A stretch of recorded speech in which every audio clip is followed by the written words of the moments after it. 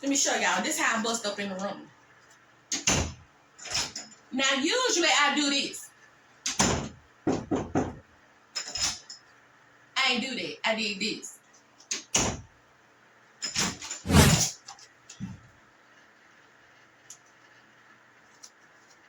So when I walk up in the room, y'all, my patient, I'm at the foot of my bed.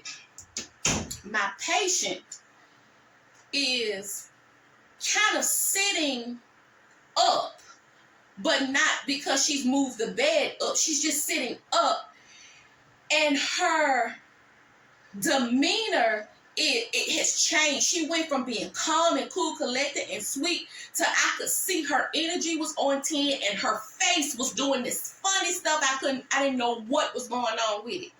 So I asked her, I said, girl, what's going on? And she kind of just looks at me almost as if, help me, something like that. So that's when I tell sister girl, because they're still standing up, I'm going to need for you to step outside. Well, I don't understand why I got to leave. It's a public hospital. I said, ma'am, I'm going to ask you again to step outside the door. And I'm going to talk to you in just a second. So that's when he follows me out. I said, I look at her like, ooh, Jesus, you chill. I got this. I walk her out and I tell her, actually, this is a public institution, but this floor is for mothers and babies, which means if you are not a family member or friend of the mother, you're not supposed to be on this unit, especially at damn near 11 o'clock at night. So, and I said, what exactly is she doing up here anyway? Like, why are you bringing her to your baby girl's delivery? And so he said, oh, well, she just up here to support me and da-da-da-da. I said, well, either way it goes, she has to go downstairs to the 4th floor because the 10th floor does not have a waiting room. So she's attitudinal about that. And he walks her to the elevator because I walk to the elevator too to make sure she gets on it. And she goes. And I asked him, I said, what are you doing? He was like, well, she's up here to support me. I said, support you with what, daddy? I said, that woman just had a baby. And is a baby up here. Who is she? What do you need help and support with? And so he said, well, it's, things between me and her and blah, blah, blah. I said, and even if that may be so, she just had a baby. I said, the last thing on her mind is whatever drama y'all have going on. She needs support right now. I'm trying to monitor her blood pressure and other things going on with her. And I need for her to stay calm because she's priority right now. So he was like, okay, I understand. So we walk back down there and I walk in and I say, hey, is it okay if he comes back in here? And she said, well, is she gone? I said, she's gone. She's downstairs on another floor in the waiting room. But can he come back in? So he comes back in. And y'all, before I can even get halfway really back good down to the nurse's station walking, I hear my patient riled up again. And I'm like, what in the world? So I'm busting up in the room again, like, what is going on? And she looks at me and she says, oh, he think I'm somebody to play with. Y'all, let me see if I can act out what she did. Hold on. So I want you to know from the very beginning, I kind of heard the girlfriend saying little smart mouth things when I was in there early, kind of antagonizing her a little bit. But I'm telling y'all, she was calm, cool, and collected.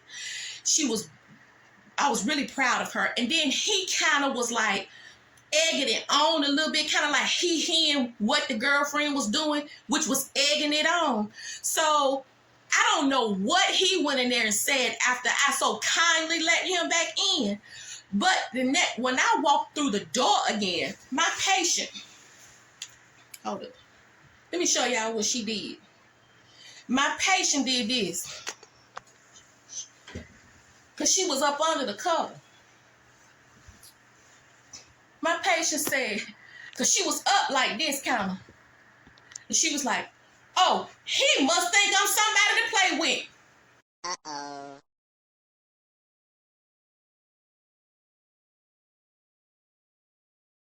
Baby, when I tell you it happened in 2.5 seconds, but for me, it was like slow motion. Baby, when I tell you she leaped up in the air. And so imagine the door is over here because I'm standing over here. So I'm on this side of the bed and I grab her up under the breast and I pull her to me because I can't touch her abdomen because I just told you if we put pressure on the uterus, it can relax and she can bleed. And we have a Freddy Krueger and Jason situation. So I pull her up under here and I got her close to me. Once again, thank God we're the same height and weight-ish. She was a little bit more petite than me. And I said, Mama. Now the psychology in me coming out. I didn't call her by her first name, her last name, Mrs. anything. I said, Mama, because this was her first time being a mom. And I needed her to hear the word mama coming from my mouth to her ears and brain. Mama, and I'm whispering in this ear, you can't do that. Remember your blood pressure? And she clicked for a moment. She was like, yeah. My blood pressure. I said, Mama, you can't do that. She said, okay. He said something again. She said, oh, you must. She broke away and I grabbed her again. And I pointed at him, get out. Get out now. And I'll talk to you in a minute. Get out now. And close the door behind you. Got her calmed down in the bed. I said, Mama, you have got to calm down. She said, oh no, I think he think. I said, your blood pressure and you have a baby girl that you have only held once in labor and delivery. She's on her way up here now. If you lash out at that man and he hits you, if he retaliates and smack you, punch you, push you down, it's going to be blood all over this bed. And you are putting me in a situation where I may not be able to save your life. And you've only held your daughter once. Do you want to hold her again? Just like that. But I need for you all to understand, I, in my head, asked the Lord, before I said all of that to her, I said, Lord, what do I say? Because at the first, the blood pressure stuff wasn't working again. Because whatever it was he was saying to antagonize her, it was running through her head and it kept refreshing. And I heard the Lord say, talk about the baby, talk about the baby. And that's why I worded it the way I did. Because I needed her to think about her child. And I know one thing about moms, especially a first-time mom. When it comes to those babies, they're going to do what's right by those babies. A good mama going to do what's right by those babies. And that's how she snapped out of it and laid her butt back down like this in the bed. So I get her calm and situated. And I told her, I'm not going to check your blood pressure because I already know it's through the roof right now. But I did start to feel her uterus because the way she jumped up and leaped out that bed 2 times and I had to grab her, I didn't know if all of that had made that uterus soft. And sure enough, when I start rubbing her, palpating her fundus again, yep, it had gotten soft. Which lets me know, had brother retaliated, it wouldn't have been good. So I get that fundus back hard. I tell her, I want you to calm down, take some deep breaths, drink some fluids for me, and go pee, okay? I need you to do that now. Can you do that for me? She said, yeah, I can. It's okay. I'm going to be right back. I go outside the door. What is wrong with you, brother? What is wrong with you? He was like, well, I didn't know she was going to act out like that. I said, look, you got to get this together. You all are parents now. You have got to get this together. By this time, girlfriend, I heard ding, ding, ding from the elevator because girlfriend coming up because she want to know what's taking so long. But before she got to me, I told that boy, I said, let me tell you something. That girl is not up here because she's here to support you. That girl is up here because she wants to make sure that you, her, and that baby don't bond. So support for what, brother? That girl just had a baby and she was calm, cool, and collected with you until you said whatever you said to her to make her leap at you. I said, you for 1 second think that girl up here to give you support for what? A postpartum woman and a baby? You should be just fine. Ding, ding, ding, here come this thing, want to know what's going on and why it's taking so long. And I let her know the baby's not up here yet. Because that's all I need for her to know. HIPAA, right? HIPAA still applies. I'll let him handle if you want to tell anything more. So then that's when she says, well, I'm downstairs on the phone, and such and such said that they coming and waiting on me, and I need to get from up, go. You need to take me on back home because I got to get to doing whatever it is I'm trying to do. And he looks at her and go, what you trying to do? She said, well, I got plans. He said, that's not what you said. He said, you told me before we came up here that you was going to come up here to support me and, be there and be present for me. Because, men go through emotional stuff during women's pregnancies too. I can acknowledge that. But he didn't need her. That girl wanted to be up there because she wanted to make sure that the dude that she was involved with didn't too much bond with the mother of his child. And when she said that she had made other plans so she needed to leave, that's when he looked at her and he looked at me and I looked at him like, didn't I tell you? So he fired up. And I tell him, you gonna take her on where she got to go to. And if you decide to come back up here, I will make sure that you see your child. You come find me at the nurse's station, and I'll get you in the nursery to see your baby, or I find a way for you to see your baby. That doesn't require the mama because we don't need the mama for that. We have badges so we can get in and out the nursery. I said, because it's important for you to see your baby, but I'll make sure you see your baby, okay? But I told him I pulled him to the side. I said, you know what, Dad? There's another armband. Because at the time, Mom gets an armband and her support person gets an armband.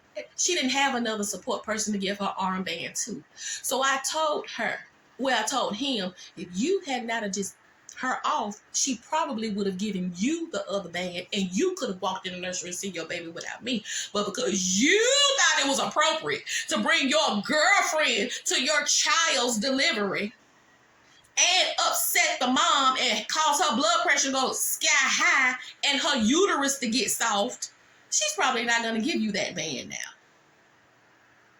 But you all can figure and start all of this all back over tomorrow because I'm night shift. If you come back on day shift, I won't be there to deal with any of this. So she leaves. I go back in there. I have a sister girl heart to heart with my patient because I really felt bad for her because mama didn't have a lot of support. You could tell because if she did, her family and her friends and everybody would have been up there with somebody else other than him would have been up there with her when she said, I just had a baby. But the person she called and told was the dad, which is appropriate. And that's who she probably wanted up there supporting her, but he thought to do something different. So the moral of the story is, how about you not bring your new girlfriends to your baby's delivery? And the moral of the story is, to me, as a baby RN, whenever you feel that something is uncomfortable, when you are uncomfortable, when you sense energy and tension in the room with your patients, it's okay not to let the patient take the lead because truth be told, I should have nipped that shit in the bud from the beginning. When I first walked in that room and saw how they were standing up and not sitting down and snide comments, and my patient just steadily saying, it's okay. It's almost as if she was accustomed to it and she was used to dismissing poor dispositions. She was so unbothered. So I followed her lead when deep down on the inside, I knew better. So it's a lesson for everybody involved. That is my story time. I hope you all were entertained just a little bit by the foolishness and the drama. But I do want to end it by saying this. If I had to put my money on anybody in that situation, I would have put it on Mama. Amazing! Oh no. Baby, y'all didn't see how she jumped up out that bed and leaped like a cheetah, like a panther, like a jaguar. I would have put my whole paycheck, if I had to bet, I would have put my check on Mama. That even if he had hit her and retaliated, I would have still put my money on a woman who had just had a baby 2 hours ago. Sister girl. Y'all come back to see me, and maybe we'll do another story time. I'm out.